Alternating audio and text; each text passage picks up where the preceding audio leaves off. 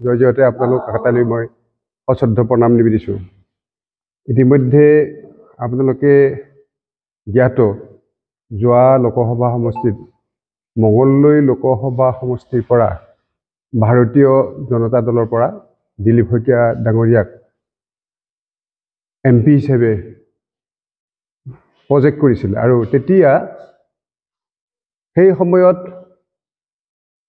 দিলীপ শইকীয়া ডাঙৰীয়াই আমাৰ 5খন সাংগঠনিক জিলাৰ কোচ ৰাজবংশীৰ নেতৃবৃন্দক তেওঁৰ ঘৰত আহ্বান কৰি মাতি নি মৌখিকভাৱে কেইটিমান চুক্তি কৰিছিল।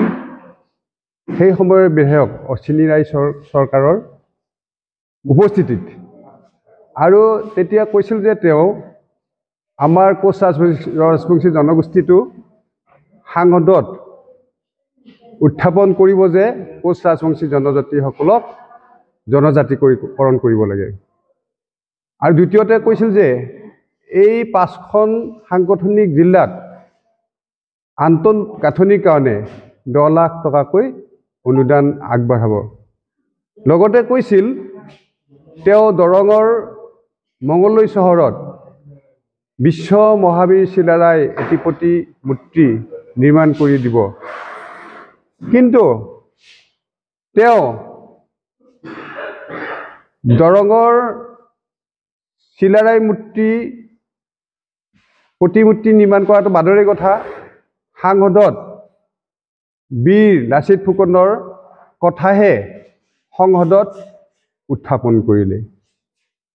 তেখেতৰ নাম সংসদত উত্থাপন কৰিছে, আমি ধন্যবাদ জ্ঞাপন কৰিছোঁ।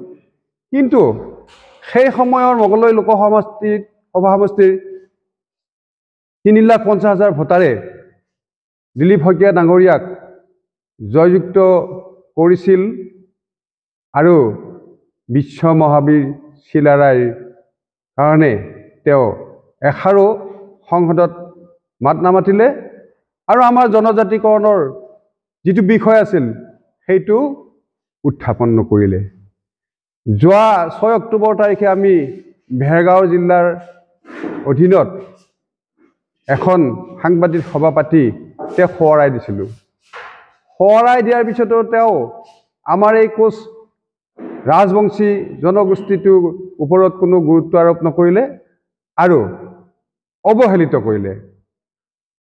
তাৰপিছতে তেওঁ সেই সংবাদমেলৰ পিছত বিভিন্ন ঠাইত বিভিন্ন অনুষ্ঠান প্ৰতিষ্ঠানত ক্ষুদ্ৰভাৱে তেওঁৰ সাংসদ পুঁজিৰ পৰা অনুদান আগবঢ়াইছে। কিন্তু আমাৰ কোচ ৰাজবংশী জনগোষ্ঠীৰ জিলা 5খনক কোনো ধৰণৰ অনুদান আগনঢ়ালে আৰু আমাৰ কোচ ৰাজবংশী জনগোষ্ঠী এলেকাৰ কোনো অনুষ্ঠানবোৰতেই তেওঁ কোনো ধৰণৰ অনুদান আগবঢ়োৱা নাই।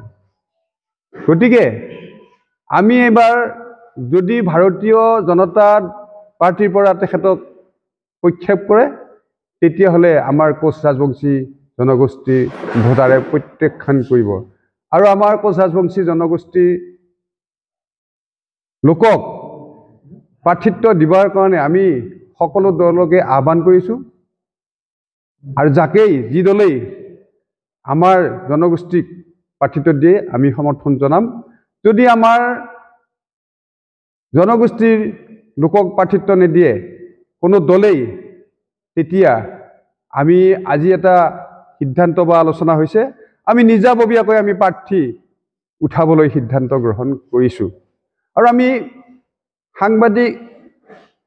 সাংবাদিক বন্ধুসকলৰ জৰিয়তে শুনিব পাৰিছোঁ যে BPF দলেও তেখেতলৈ প্ৰাৰ্থী দিব আৰু তেখেতসকলক অনুৰোধ কৰিছোঁ যে তেখেতসকলে আমাৰ কোচ ৰাজবংশী জনগোষ্ঠীৰ লোকক যেন প্ৰাৰ্থিত্ব প্ৰদান কৰে। এইখিনি শ্ৰদ্ধাৰ সাংবাদিক বন্ধুসকল, আমাৰ দৰং ওদালগুৰি লোকসভা সমষ্টিত আমাৰ কোচ ৰাজবংশী ভোটাৰৰ সংখ্যা আনুমানিক 4 লাখ আছে। এই 4 লাখ ভোটাৰে আমি কোচ ৰাজবংশীয়ে আমি লোকসভাৰ সাংসদজনক নিৰ্ণায়কভাৱে আমি জয় কৰাৰ ব্যৱস্থা কৰিব পাৰোঁ। কিন্তু আমি একত্ৰিত হোৱা নাছিলোঁ, সেইকাৰণে আমাক হয়তো এই সুবিধাটো আমাক দিয়া নাছিল বা আমি পোৱা নাছিলোঁ। কিন্তু আমি এইবাৰ কি কৰিছোঁ, আমি 5খন জিলাই লগ লাগি আমি একত্ৰিত হৈ আমি নিশ্চয় আমাৰ কোচ ৰাজবংশীৰ এজন লোকক আমি জয়যুক্ত কৰাৰ ব্যৱস্থা কৰিম।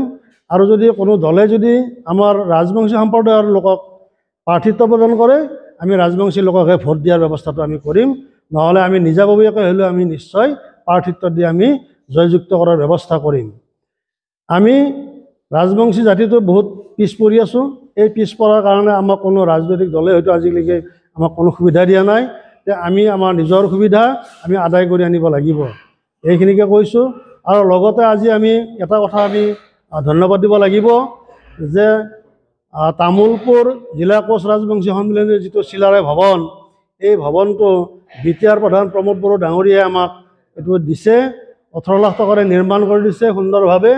আমি আজি তামোলপুৰ জিলাৰ কোচ ৰাজবংশী সন্মিলনীৰ লগতে 5খন জিলাই আমি তেখেতক ধন্যবাদ জ্ঞাপন কৰিছোঁ। তেখেতৰ যাতে কৰ্মজীৱন মধুৰ হয় তাৰ বাবে প্ৰাৰ্থনা জনাইছোঁ। ধন্যবাদ।